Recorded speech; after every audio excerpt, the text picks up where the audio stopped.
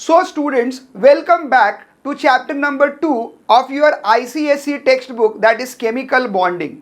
Now this chapter, chemical bonding, is very important because it forms the basic of chemistry. If you know this chapter properly, you will be in a position to understand the compounds properly. Here is the scope of syllabus. Whatever we are going to learn in this chapter, that will be based upon this, and this scope of syllabus is given to us by the council.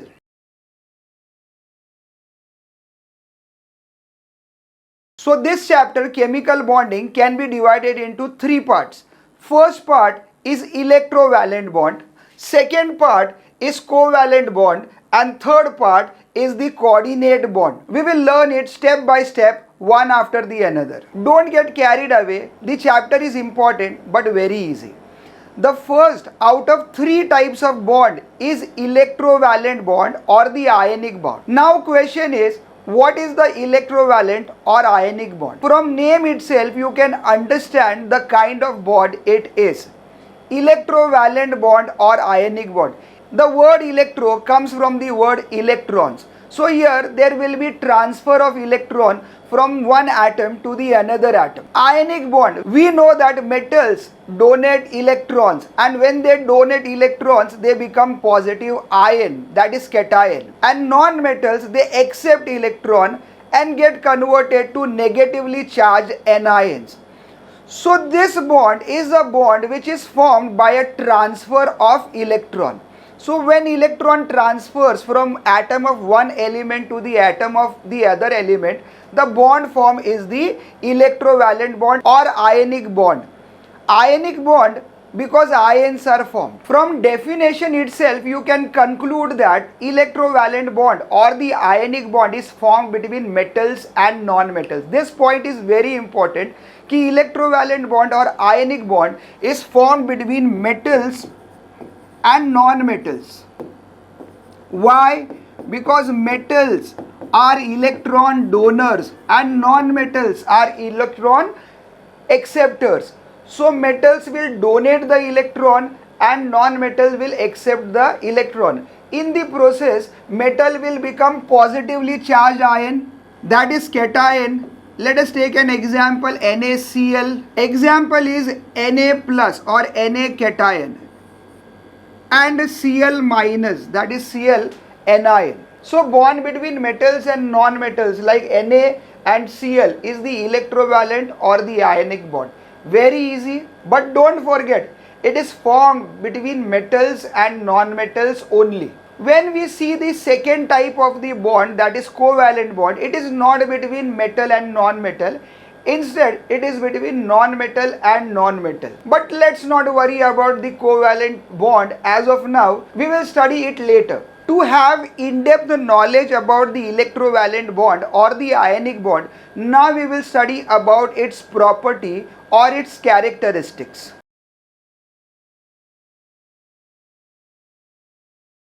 So here comes the point number 1, that is the nature or state of existence of the electrovalent bond.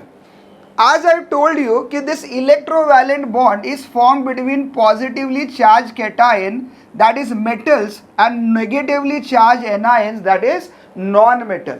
And since it is formed between metals and non-metals, these electrovalent or ionic compounds are usually hard, brittle and crystalline solids. Now you might say, sir is just reading this PPT, what is the use of attending the class? Don't worry, I'll tell you the meaning of each and every word. I'm sure you know what is hard.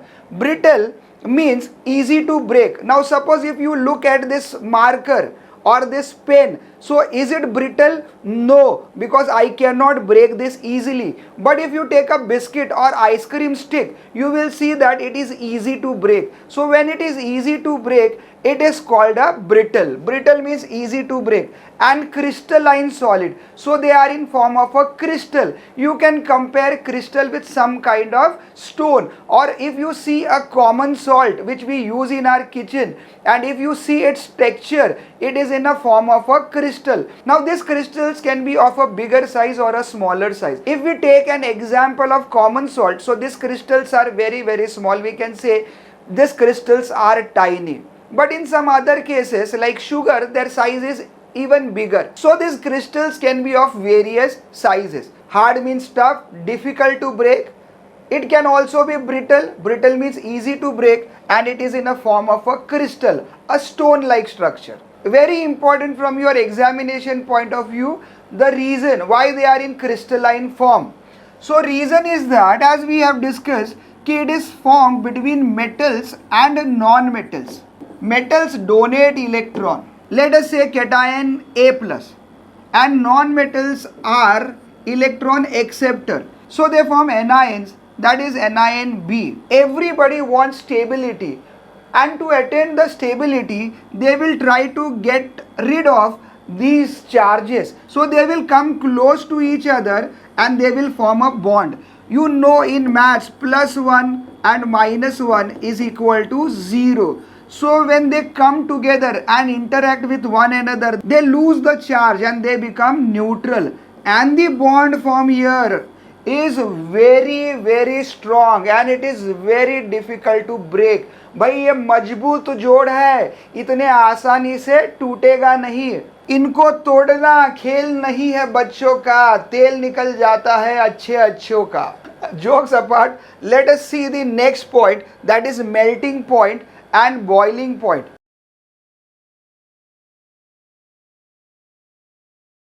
The bond between the compounds formed of metal and non-metal, that is very strong. It is very difficult to break. To break this we require lot of energy. So definitely its boiling point and melting point is going to be very high. So what is the point here? Electrovalent bond or ionic bond, they are non-volatile with high melting point and high boiling point. Sir, melting point, boiling point तो समझ गए, ये volatile क्या है? Volatile means what? One which gets converted into vapor very easily. Volatile means, suppose if you have a solid or a liquid and that gets converted into a vapor in a gaseous form. If it easily gets converted into vapor, then it is a volatile. We all know solids. No, they are not easily volatile. So here we can say that electrovalent or ionic bond are non-volatile. We have seen so many solids around us, so they do not get converted into a vapor state or a gaseous state. We can say these compounds are non-volatile and they have high melting and boiling point. And reason, I have told you that strong bond between the metals and non-metals, the majboot jod.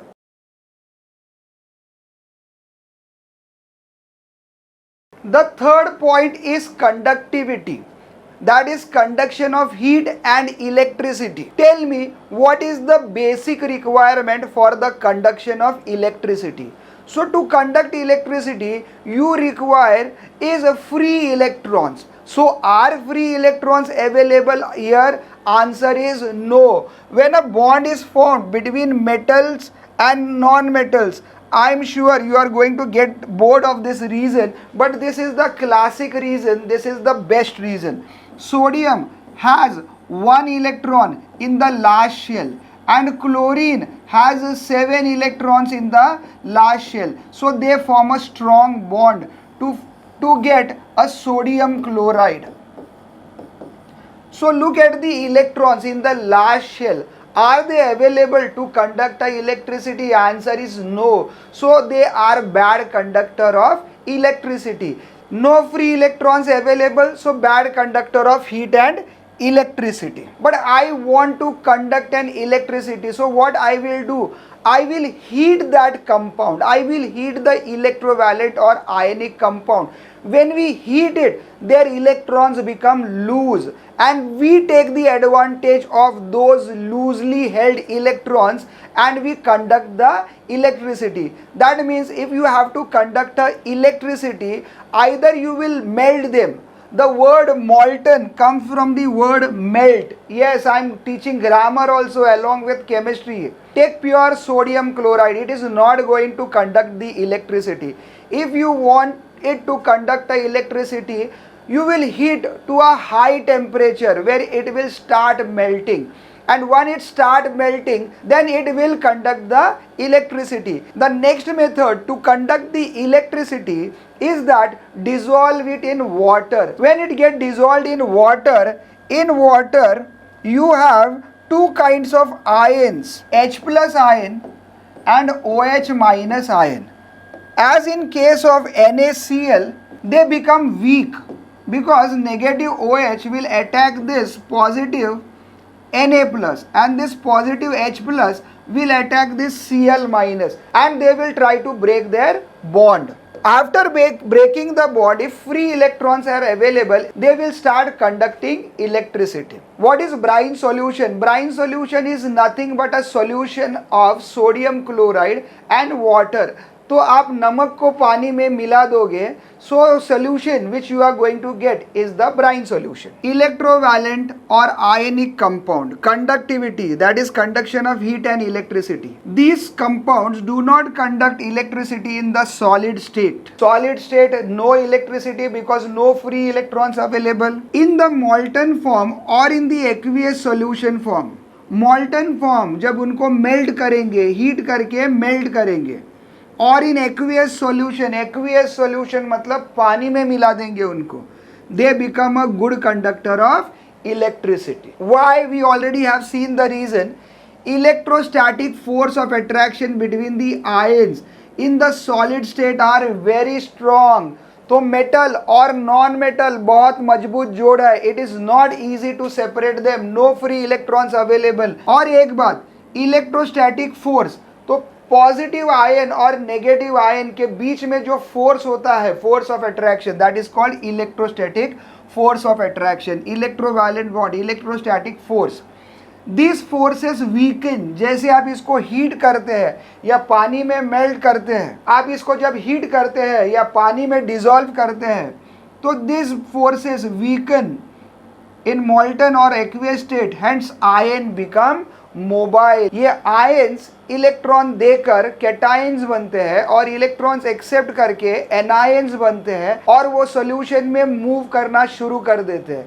अगर आप दो rod insert करके उसको battery से connect कर देंगे तो they will conduct the electricity. ये सब हम पढ़ेंगे हमारे चैप्टर इलेक्ट्रोस्टैटिक्स में. Please don't forget to subscribe to my channel and hit the notification button so that when I upload electrostatic you get a notification of that.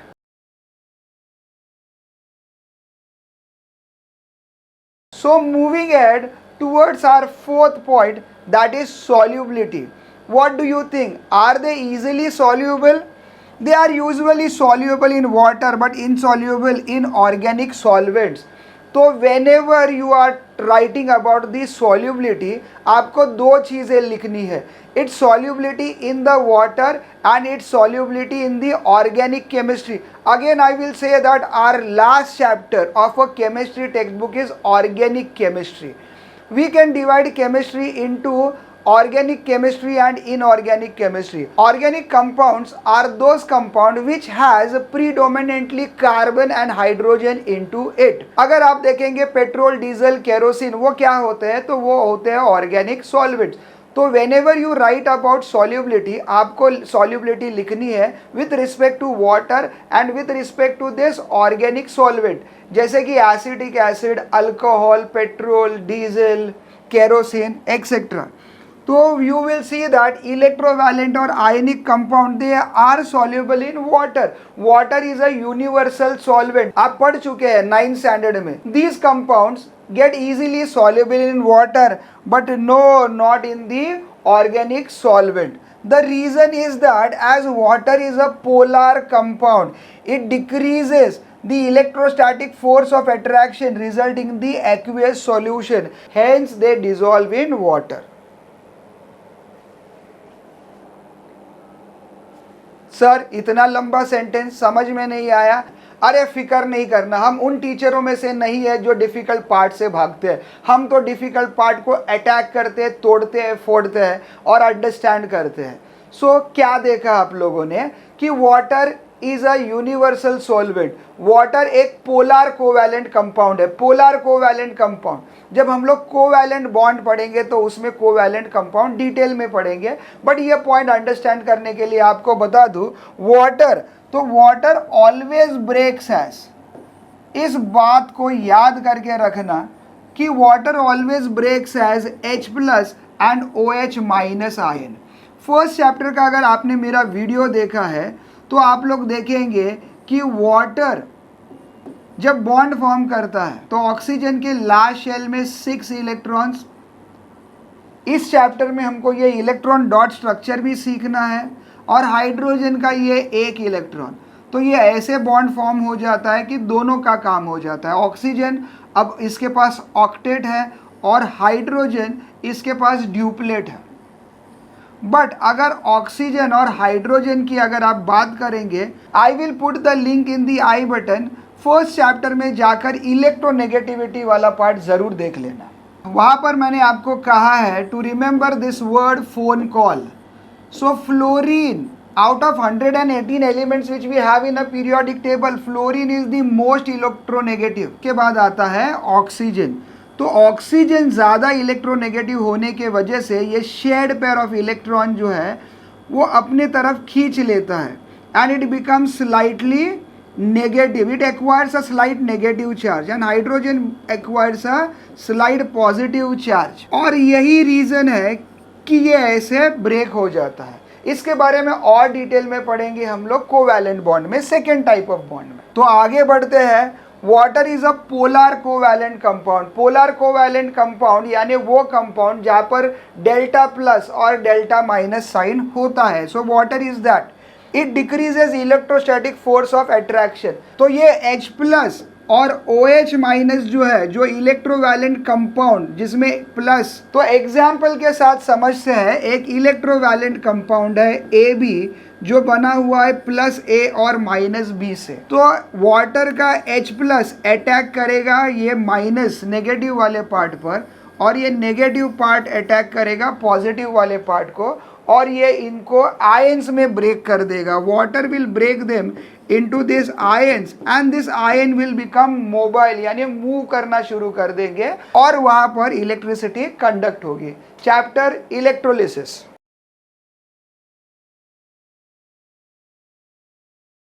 So totally there are 8 points or 8 properties which we require to remember. So next one is rate of reaction। rate यानी speed, speed of reaction।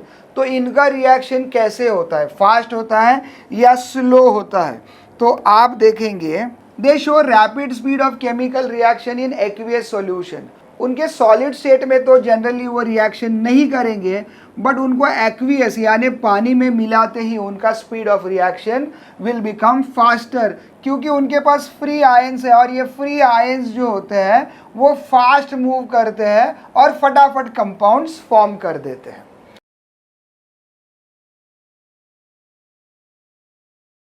Next 2 points, that is ionization and dissociation. I have always seen that students are confused between these 2 points कि what is ionization and what is dissociation। आज मैं कोशिश करूंगा आपका ये confusion दूर करने की। तो ionization means formation of ions, कि आयंस को बनाने की प्रक्रिया जो होती है that is ionization. And dissociation is separation.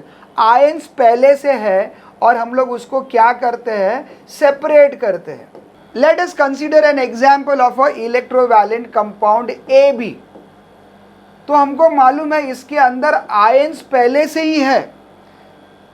तो जब ये एक्वियस या वाटर में जब इसको ऐड करेंगे तो इस आयन का सेपरेशन होने वाला है। New ions will not be formed. Ions already थे, वो सिर्फ सेपरेट हो गए। सर आयंस ऑलरेडी थे मतलब क्या?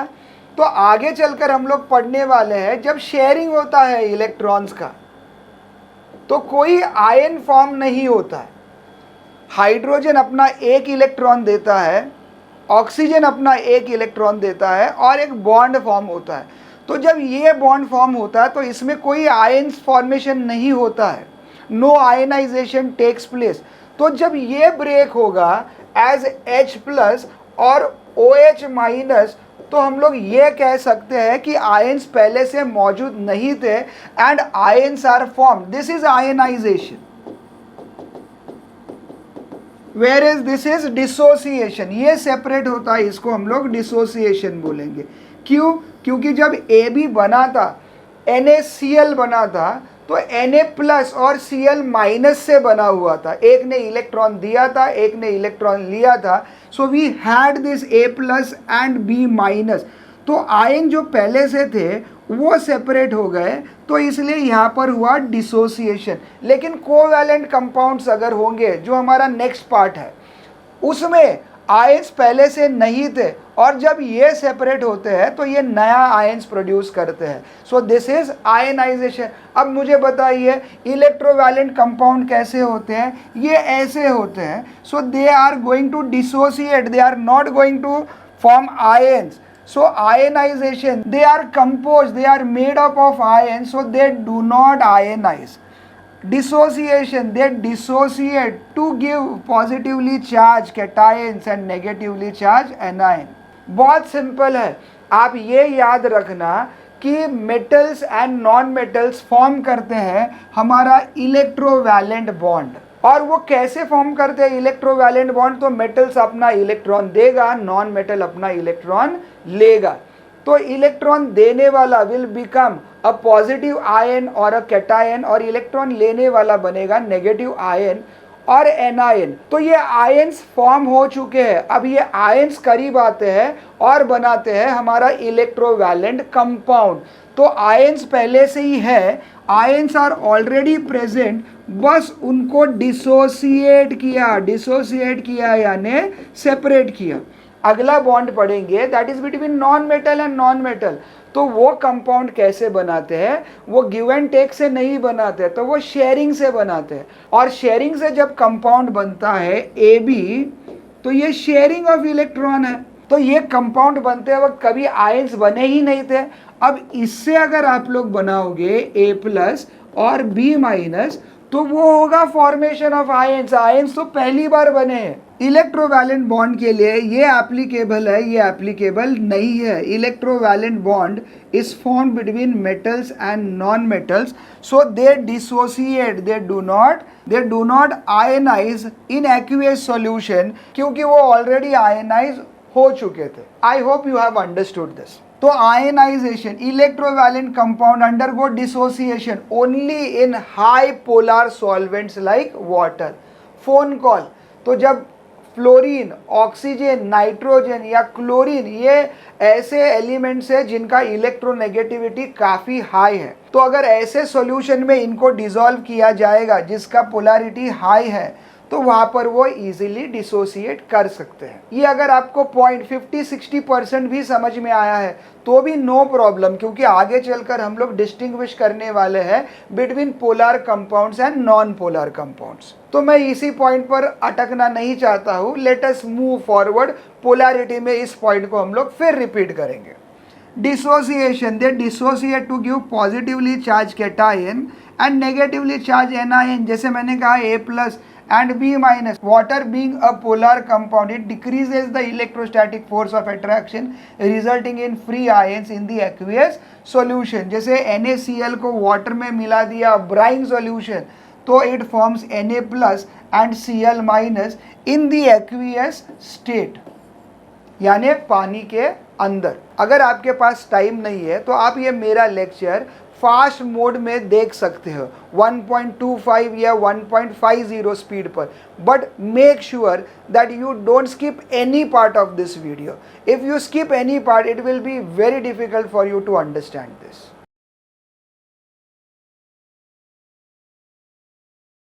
Let us continue to a last point, that is electrolysis. पूरा का पूरा चैप्टर पढ़ना है हमको इलेक्ट्रोलिसिस, बट अभी इसको निपटा देते हैं। इलेक्ट्रोलिसिस, सो इलेक्ट्रोवैलेंट और ionic compounds, they conduct electricity, so this compounds undergo electrolysis in a solution. Electrolysis, electro मतलब इलेक्ट्रिसिटी और लिसिस मतलब ब्रेकिंग। तो इलेक्ट्रिसिटी का फॉर्म होना by breaking of ions in a solution is the electrolysis. The cation discharge at the cathode and anion discharge at the anode. तो जब ये electrolysis होगा, let us say this is a solution or a conducting solution, इसमें एक rod है, जो connected है positive terminal को, और दूसरा रॉड है जो कनेक्टेड है negative terminal of a battery. तो हम ये देखेंगे कि पॉजिटिव आयन यानी कि कैटायन ये डिस्चार्ज होगा नेगेटिव रॉड पर, जिसको हम कहते हैं कैथोड, और ये वाला नेगेटिव आयन यानी एन आयन ये डिस्चार्ज होगा at the positive rod which is the anode. तो एनायंस आते हैं पॉजिटिव रॉड की तरफ, इसलिए पॉजिटिव रॉड को कहा गया है एनोड, और कैटायंस जाते हैं नेगेटिव रॉड पर, इसलिए नेगेटिव रॉड को कहा गया है कैथोड। तो इस डिफरेंस पर ज़रूर ध्यान देना, पॉजिटिव आयन इज कैटायन और negative rod is cathode, and negative ion is anion and positive rod is anode. Anions and cations are discharged. Discharge means and A plus ये इलेक्ट्रॉन देकर इसको पॉजिटिव चार्ज आ गया है, तो इसने जो electron दिया है वो ये एक्सेप्ट कर लेगा और बनेगा न्यूट्रल A। ये इलेक्ट्रॉन देकर बन जाएगा न्यूट्रल B। तो ये इलेक्ट्रोलिसिस स्टोरी जो है वो एग्जैक्टली ऑपोजिट है ऑफ आयनाइजेशन। तो इसने जो इलेक्ट्रॉन लिया था वो रिटर्न कर देगा, और इसने जो इलेक्ट्रॉन दिया था वो वापस रिटर्न ले लेगा। So this is reverse of ionization. Sir बहुत कंफ्यूजन है, तो अगर आप लोग ये इलेक्ट्रोलिसिस और डिसोसिएशन और आयनाइजेशन में कंफ्यूजन हो रहा है, मैंने बहुत इजीली और आसान तरीके से एक्सप्लेन करने की कोशिश की है, but if you still have a doubt तो आप मेरा इलेक्ट्रोलिसिस वाला चैप्टर ज़रूर देखना, उसमें ये सारी चीज़ें जो है मैं एकदम आसान तरीके से और डिटेल में एक्सप्लेन कर दूंगा।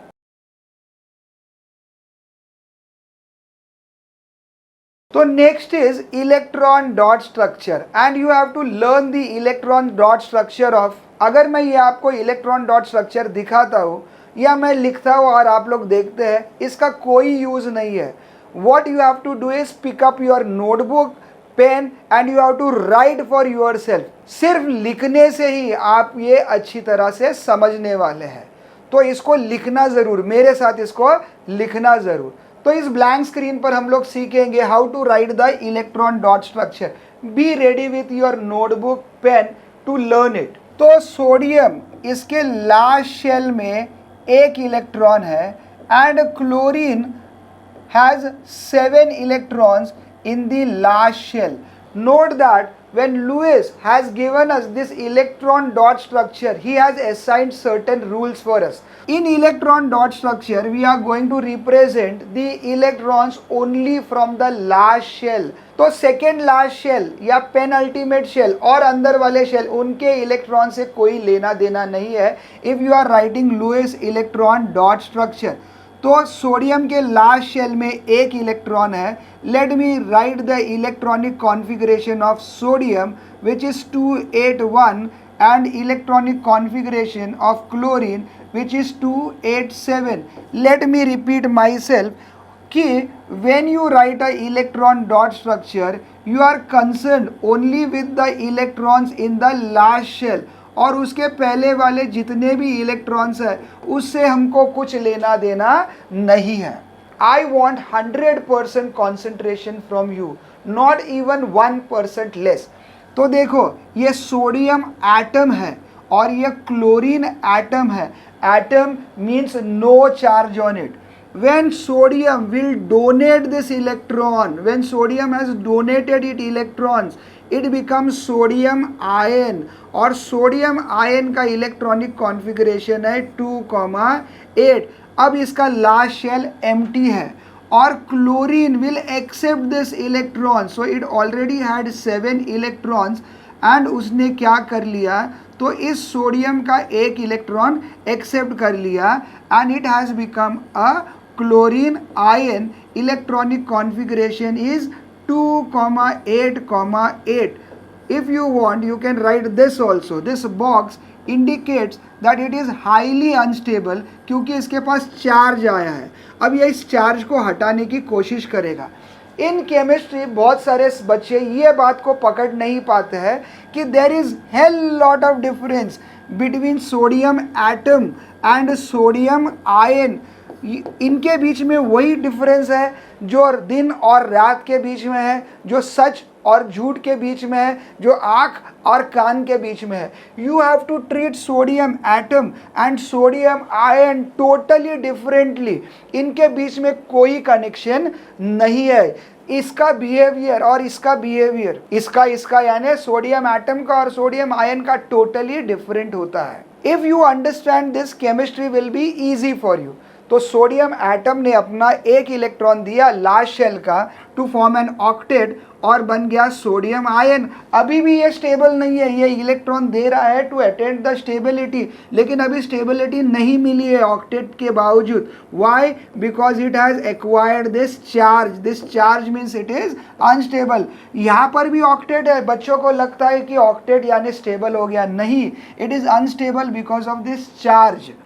So what they will do is they will try to lose this charge। Maths में हमको पता है +2 -2 बन जाता है। ये वाला एग्जाम्पल +2 और -2 वाला नहीं है, ये +1 और -1 वाला है। तो इलेक्ट्रॉन डॉट स्ट्रक्चर कैसे लिखेंगे? There are certain rules of writing this electron dot structure. So electron which will be donated will always be return towards the plus sign.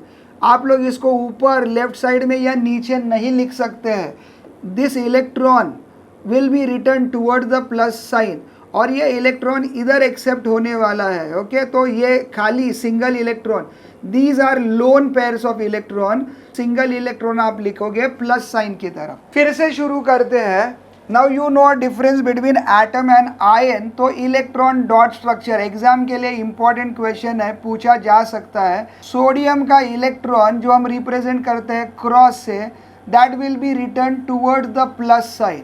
Chlorine has 3 lone pair electrons, और जो single electron है वो हम इस तरफ लिखने वाले हैं प्लस साइन की तरफ। Now what is going to happen कि ये वाला इलेक्ट्रॉन इधर ट्रांसफर होने वाला है। So don't miss this arrow sign showing how this electron will be transferred. This is the ionic bond. ये सोडियम इलेक्ट्रॉन देने के बाद में बन जाएगा sodium ion. This box indicate that it is unstable and chlorine will become chlorine ion, और ये दोनों मिलकर बनाएंगे हमारा stable, highly stable compound, that is NaCl। No box no sign for NaCl। तो 1 मार्क के लिए आप लोगों को ये इलेक्ट्रॉन डॉट स्ट्रक्चर सीखना है। इसे 2-3 बार लिख लो and you will be thorough with it. Exam में मिस्टेक आप करेंगे कि आप ये एरो नहीं डालेंगे। एंड इलेक्ट्रॉन्स तो इलेक्ट्रॉन्स होते हैं, क्या इलेक्ट्रॉन्स सोडियम के अलग दिखाई देते हैं और क्लोरीन के अलग दिखाई देते हैं? तो answer is no. But some teachers they want to see the electron of one compound differently and electron of the other compound differently. जितने भी पीरियोडिक टेबल में एलिमेंट्स है, सारे के सारे इलेक्ट्रॉन्स, दुनिया के सारे इलेक्ट्रॉन्स एक जैसे होते हैं, लेकिन हम लोगों ने यहाँ सोडियम का electron we have represented with a cross sign and chlorine का electron we have represented with the dot sign, but सारे के सारे इलेक्ट्रॉन होते सेम है। तो आपको ये एरो मिस नहीं करना है, दोनों के इलेक्ट्रॉन अलग अलग टाइप से दिखाने हैं। You have to put this plus sign and minus sign. Okay, put this bracket also. I will suggest put this bracket also. And finally NaCl. इसमें से अगर कोई भी चीज़ें आप मिस करेंगी तो teachers are very brutal, they will not give you marks. तो ये है प्रिंट फॉर्म में। Here I have shown both the electrons by dot dot, but पर आप ऐसा नहीं करना। आप इस इलेक्ट्रॉन को क्रॉस से या मे बी हॉलो डॉट से दिखाना। Okay, so that differentiate between the electrons of sodium and chlorine. अगर मैं आपका पेपर चेक कर रहा हूँ तो I am okay with this presentation, but some teachers want the electrons of sodium and chlorine to be written in a different way. So instead of dot show it by a cross or by a hollow circle, okay? That differentiate between the electrons of the sodium and chlorine. Next is MgCl2. That means Mg is single but chlorine is 2. What you can do is write Mg here. and Cl1 will be here and another one will be here. Magnesium is the 12th element of the periodic table. Its electronic configuration is 282. I have made a separate video on how to study chemistry fearlessly. So make sure that you see that video. I will put that in a I button or you will find it in my playlist of chemistry. तो वो video बिल्कुल ध्यान से देखना. So magnesium has 2 electron in the last shell and chlorine 287 it has 7 electrons. So magnesium has 2 electrons. I will write it towards the plus sign, and chlorine has 7 electrons. So 3 lone pairs, 2 into 3 is 6, and the last one I am going to write it here. Same thing here, 3 lone pairs यानी 6, and last one I am going to write here. I have to put the arrow, change to cross. कुछ teachers को objection हो सकता है, so let me use a cross. So this electron will be transferred here and this electron will be transferred here. And what do I get is Mg. It has lost 2 electrons, so 2 positive charge. कैसे 2 positive charge? इसके पास पहले 12 protons थे, plus 12, and 12 electrons, minus 12, and plus 12 and minus 12 became 0. But 2 electron देने के बाद में Mg2 plus, its new electronic configuration is 28. This is atom and this is ion. Now if we are talking about magnesium ion, proton तो कहीं नहीं गए, वो पहले भी जहाँ थे वहीं पर है. 12 प्रोटॉन पहले भी थे, अभी भी 12 प्रोटॉन्स है, but electrons are just 10. Why? Because it has lost 2 electrons, 2,8. So this will give rise to plus 2. इसलिए ये plus 2. Alright, easy. And then what? Plus ये Cl, इसने एक इलेक्ट्रॉन लिया और बन गया Cl minus. And same thing here, this chlorine also have accepted the electron to become Cl minus. And this becomes MgCl2.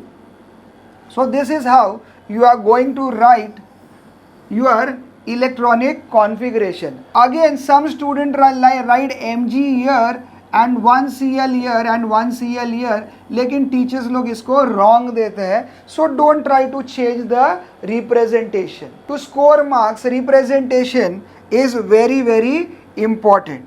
So let's see this in a form of a picture. So this was MgCl2 and last one is CaO. If you look at CaO and NaCl, तो दोनों same है. Only thing is that here only 1 electron was transferred and here 2 electrons are transferred. I am confident about you. You are my students. Definitely you are going to write it correctly. Accept the challenge. Look into the eyes of the fear. डर के आँख से आँख मिलाइए. I am sure success will be yours. With this, we have come to the end of this first part, which is electrovalent bonding. In next part, we will see the covalent bonding.